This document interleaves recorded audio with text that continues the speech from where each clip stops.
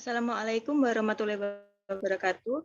Kami dari kelompok 2 akan mempresentasikan tentang teori belajar behavioristik dengan dosen pengampu, Dr. Iriaji, MPD. Next. Adapun kelompok kami yang pertama, saya sendiri Azizal Fahab, yang kedua Gloria Siwi, yang ketiga Sofia Turohmah, yang keempat Siti Aisyah, yang kelima Wida Al-Mufidah. Teori behavioristik adalah teori yang mempelajari tentang perilaku manusia. Asumsi dasar mengenai tingkah laku menurut teori ini, yaitu tingkah laku sepenuhnya ditentukan oleh aturan, bisa diramalkan dan bisa ditentukan. Menurut teori ini, seseorang terlibat dalam tingkah laku tertentu karena mereka telah mempelajarinya melalui pengalaman terdahulu, menghubungkan tingkah laku tersebut dengan hadiah. Teori behavioristik merupakan teori belajar yang lebih menekankan pada perubahan tingkah laku serta sebagai akibat dari interaksi antara stimulus dan respon. Next. Baik, selanjutnya dilanjutkan oleh teman saya. Tujuan pembelajaran dari behavioristik. Untuk pembelajarannya itu belajar sebagai aktivitas memetik dan pembelajaran sebagai penambahan pengetahuan. Next, akan dilanjutkan oleh teman saya.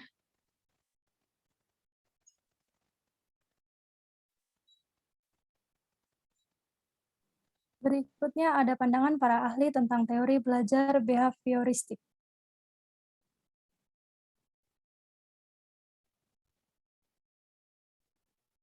Yang pertama, menurut Pavlov.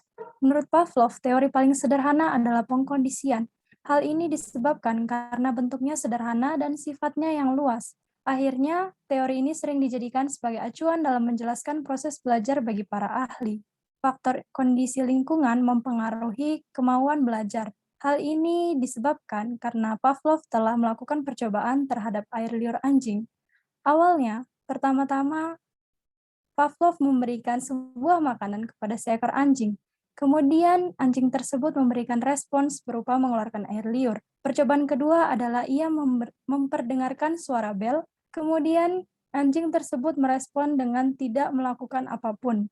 Yang ketiga, Pavlov menggunakan suara bel dan memberikan sebuah makanan.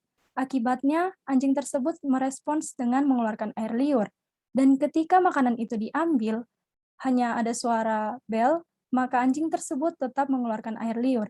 Hal ini disebabkan bahwa kondisi lingkungan tadi mempengaruhi kemauan seseorang. Next.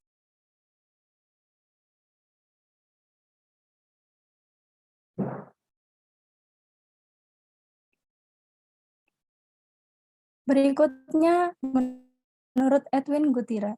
Menurut Edwin, asas utama belajar adalah gabungan stimulus-stimulus yang disertai suatu gerakan, atau hukum contiguity.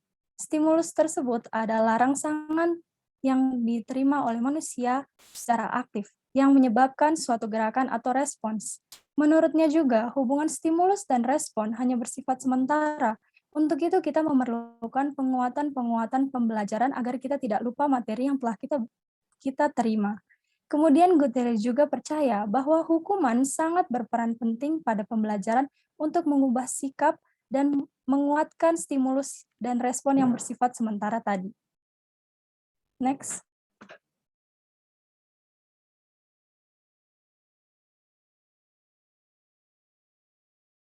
Yang berikutnya menurut Watson. Watson mempercayai hubungan stimulus dan respons masalah, sehingga terjadi perubahan mental. Namun baginya hal ini tidak terlalu diperhitungkan, karena menurutnya semua itu mendefinisikan apakah anak sudah belajar atau belum. Teori Watson ini juga sering disebut sebagai teori SR atau stimulus respons. Dan syarat terjadinya teori ini adanya dorongan, rangsangan, stimulus, dan penguatan.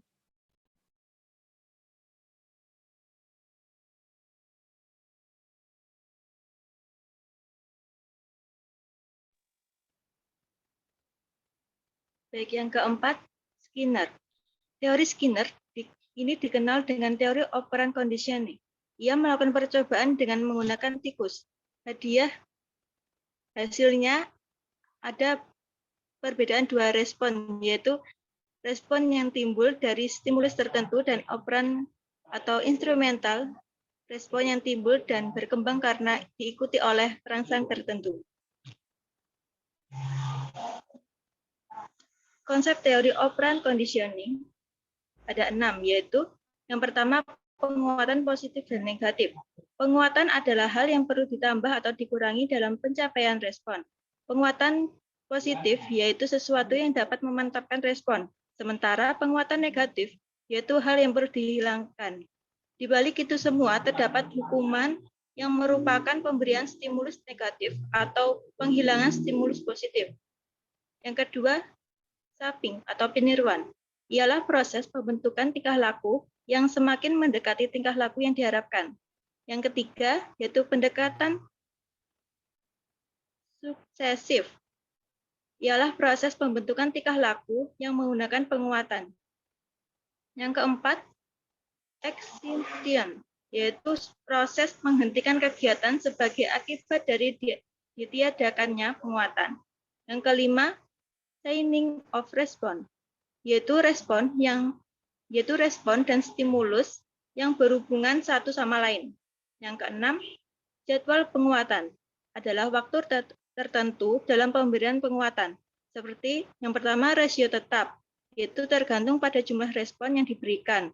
Yang kedua, interval tetap atau penguatan tergantung waktu dan bervariasi. Next. Yang kelima, menurut Tardieu, yaitu belajar dapat dilakukan dengan mencoba atau trial and error.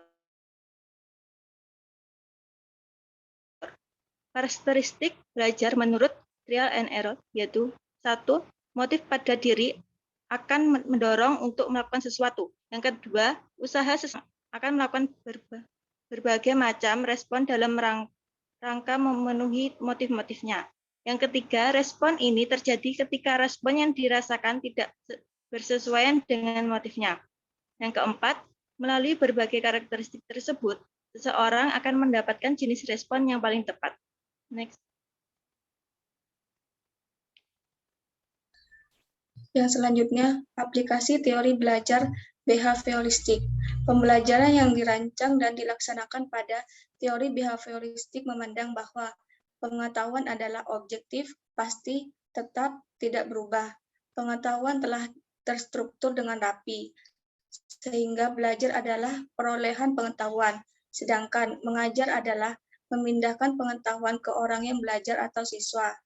Ketaatan pada aturan dipandang sebagai penentu keberhasilan belajar, sedangkan aplikasi teori behavioristik dalam kegiatan pembelajaran tergantung dari beberapa hal seperti tujuan pembelajaran, sifat materi pelajaran, karakteristik siswa, media, dan fasilitas pembelajaran yang tersedia.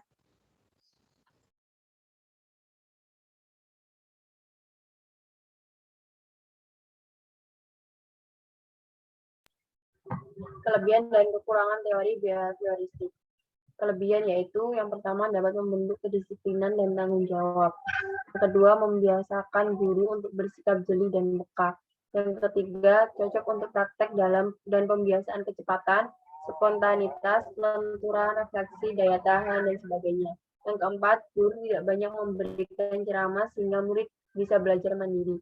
Yang kelima yaitu melatih anak-anak yang memiliki yang masih membutuhkan orang dewasa, pembiasaan meniru dan senang dengan bentuk-bentuk penghargaan. Yang keenam, dapat mengganti stimulus yang satu dengan stimulus yang lainnya sampai respon yang diinginkan muncul. Yang ketujuh yaitu bahan pelajaran yang telah disusun hierarkis dan mampu menghasilkan suatu perilaku konsisten terhadap bidang tertentu. Dan kekurangan dari teori ini yang pertama yaitu memandang belajar sebagai kegiatan yang dialami langsung. Yang kedua yaitu proses belajar dipandang bersifat otomatis sampai mekanis. Yang ketiga yaitu proses belajar manusia dianalogikan dengan hewan sangat sulit diterima. Yang keempat, tidak mampu menjelaskan penyimpangan-penyimpangan yang terjadi dalam hubungan stimulus dan respon itu sendiri. Yang kelima yaitu teori ini kurang mampu menjelaskan tentang adanya variasi tingkat emosi siswa. Yang ketujuh, tidak dapat menjelaskan hasil belajar yang berbeda dengan pengalaman yang sama.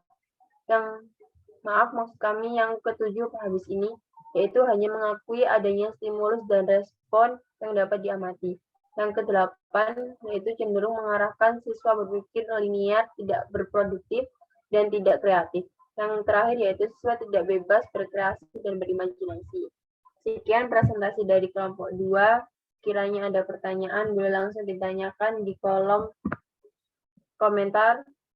Terima kasih. Wassalamualaikum warahmatullahi wabarakatuh.